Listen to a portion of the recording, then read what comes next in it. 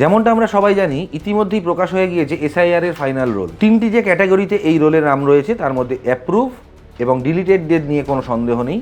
যাবতীয় প্রশ্ন এখন ঘুরে বেড়াচ্ছে অ্যাডজুডিকেশন বা বিচারাধীনের তালিকায় যাদের নাম আছে তাদের নিয়ে।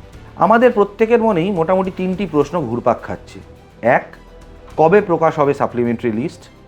2, সেই সাপ্লিমেন্টারি লিস্টেও যদি দেখা যায় যে আমাদের নাম এখনও অ্যাডজুডিকেশন বা বিচারাধীন তালিকায় রয়ে গেছে তাহলে কি হবে? এবং 3, ভোটের আগে এই সাপ্লিমেন্টারি লিস্টের কাজ সম্পূর্ণ হবে তো?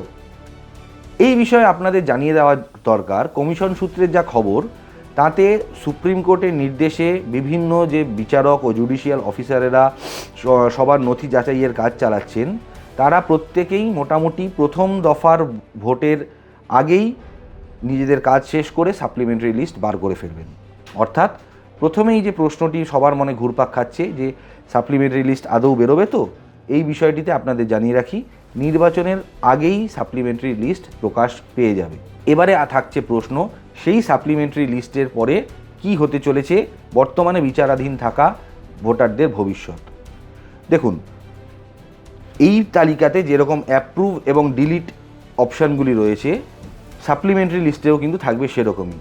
অর্থাৎ সেই সাপ্লিমেন্টারি লিস্ট দেখেই আপনারা বুঝতে পারবেন যে আপনাদের নাম ভোটার লিস্টে অ্যাপ্রুভাল পেল নাকি ডিলিটেড হয়ে গেল।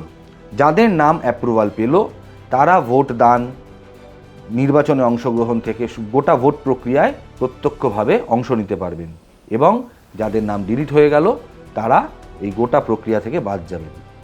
এবার থাকছে যে শেষ প্রশ্ন, সেটি হলো যে সাপ্লিমেন্টারি লিস্ট যে লিস্টগুলি বেরোবে সেখানেও কি এই বিচারাধীন তালিকাটি থাকবে?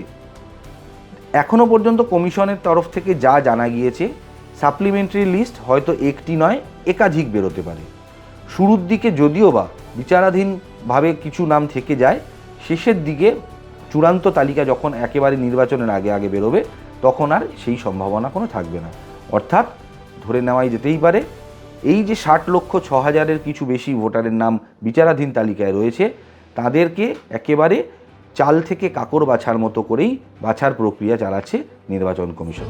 এবারে ভাই ভোটের লড়াই এই এখানেই দেখবো।